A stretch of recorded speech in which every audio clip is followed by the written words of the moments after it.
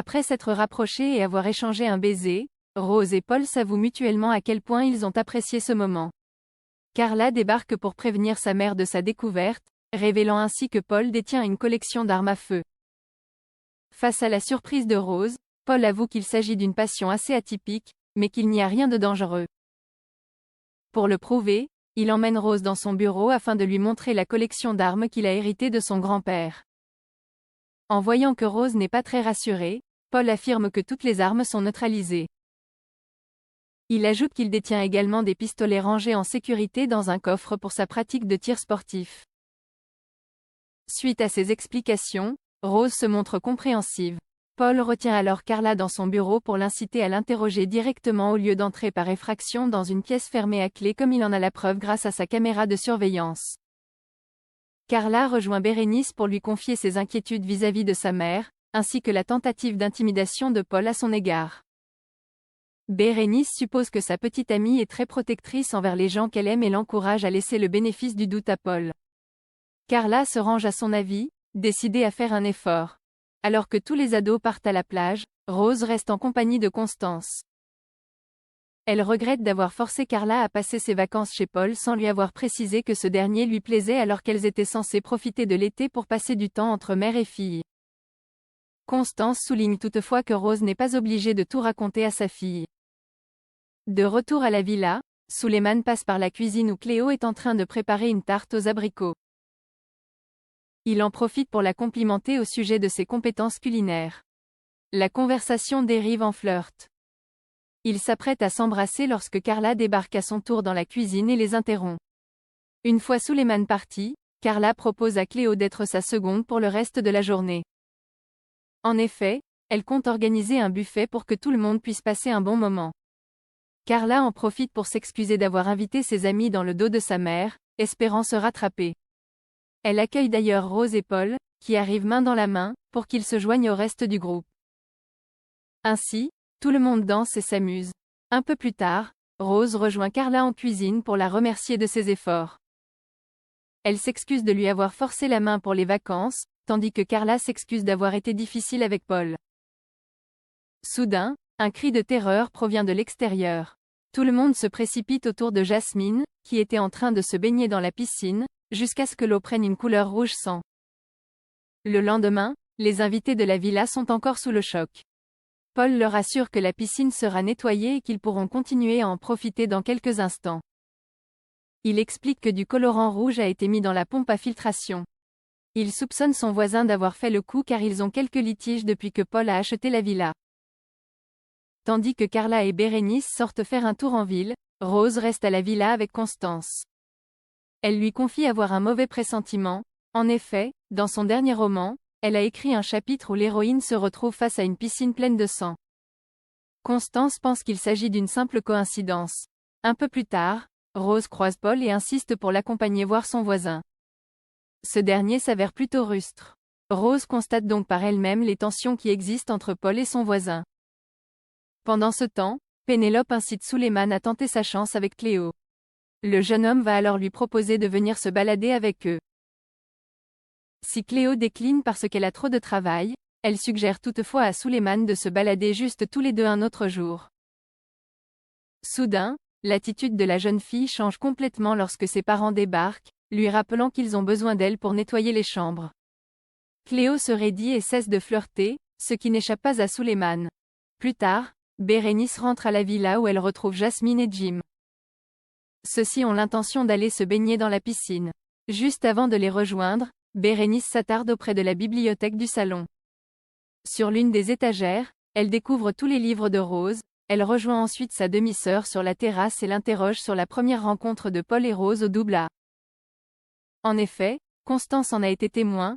Elle raconte que Paul a fait le premier pas après avoir passé un certain temps à dévorer Rose du regard.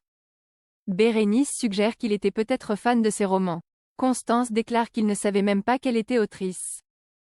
Alertée par ce détail, Bérénice retrouve rapidement Carla pour lui faire part de ses découvertes. Elle lui remet le dernier roman de sa mère, qui se trouvait dans la bibliothèque de Paul. À l'intérieur, une dédicace prouve qu'ils s'étaient déjà rencontrés avant le double A. Bérénice a également remarqué le passage sur la piscine pleine de sang dans le chapitre 7. Elle pense donc que sa petite amie avait raison de se méfier de Paul et que Rose est probablement en danger. À l'amphithéâtre, Lionel et Solal animent le stage d'été et demandent aux participants de cuisiner un tartare de saumon. Ils jugent ensuite les assiettes de chaque binôme. Si Solal trouve toujours du positif, Lionel se montre beaucoup plus exigeant et cassant, surtout quand il s'agit de sa sœur. Il charge les participants de tout recommencer de zéro. Pour sa deuxième tentative, Zoé fait plus attention à la découpe du saumon et trouve une meilleure association pour la sauce qui l'accompagne.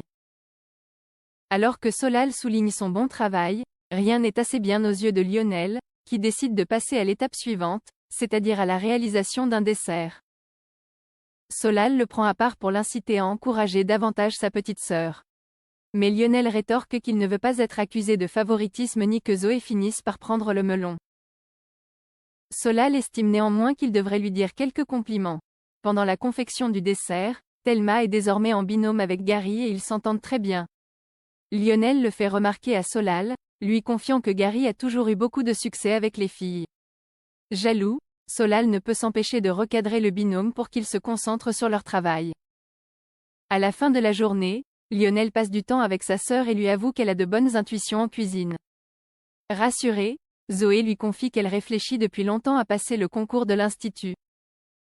Lionel suppose qu'elle veut simplement imiter Gary dans l'espoir que ce dernier s'intéresse enfin à elle. Blessée, Zoé s'en va. Le lendemain, Lionel retrouve sa sœur pour s'excuser de ses propos blessants. Ayant perdu confiance en lui au début de sa scolarité à l'Institut, Lionel souhaite lui éviter de se faire maltraiter par le milieu misogyne de la cuisine. Mais Zoé déclare qu'elle est prête à tout pour y arriver. Toutefois, elle doit encore attendre les résultats du bac qui vont tomber dans la journée. Lionel est confiant. Plus tard, Lionel retrouve Solal pour le stage d'été. Il lui révèle son plan pour que Zoé se rende compte des difficultés du métier de chef, séparer les binômes. Ainsi, Zoé cuisinera avec Matteo, tandis que Gary cuisinera avec Thelma. Alors qu'ils sont en train de cuisiner, Gary et Zoé obtiennent les résultats du bac. Ils s'isolent tous les deux pour les consulter ensemble. Si Gary passe avec une mention bien, Zoé découvre qu'elle a échoué. Mais quand son frère lui demande ses résultats, elle prétend l'avoir décroché avec la mention très bien. À la fin de la journée, Lionel et Solal proposent de boire un coup dans le parc pour fêter le bac de Gary et Zoé. Ils vont donc chercher de quoi boire. De son côté, Gary ne comprend pas pourquoi sa meilleure amie a choisi de mentir. La jeune fille explique qu'elle redoute la réaction de son frère s'il apprenait la vérité. Non seulement, elle ne peut pas passer les rattrapages, mais elle n'a pas l'intention de redoubler sa terminale. À ce moment-là, elle ignore que Solal a intercepté ses propos. Dans le parc, Vic retrouve Billy et Tom qui la félicitent pour son poste de chef du restaurant éphémère. La jeune fille propose à son amie d'être sa seconde, mais cette dernière part en vacances. Vic propose alors à Tom, qui accepte volontiers. Après quoi, Vic retrouve Enzo et Joachim pour leur parler de ses idées concernant l'identité visuelle du restaurant éphémère. Elle souhaite reprendre les codes de la guinguette traditionnelle en les transformant pour créer un lieu plus branché. Mais Enzo ne trouve aucune de ces idées assez modernes. En voyant qu'ils ne sont pas d'accord, Joachim préfère leur laisser du temps pour y réfléchir. Plus tard, le roi demande à Joachim comment s'est passé son rendez-vous avec Vic et Enzo. Le directeur technique lui raconte les tensions qui sont apparues au sein du couple concernant l'identité visuelle du restaurant éphémère. Le roi espère que Enzo saura faire preuve de maturité pour régler ce problème car son poste d'encadrant n'est qu'un test pour lui offrir ou non un poste au sein du master par la suite. En cuisine, Hortense et Mehdi annoncent à Malik, Maya et Léonard que leur brigade va devoir s'occuper d'un repas pour un gender reveal de deux sœurs qui sont tombées enceintes en même temps. Tandis que Hortense et Léonard s'occupent des entrées et des plats, Mehdi se rend au studio avec Malik et Maya pour s'occuper des gâteaux.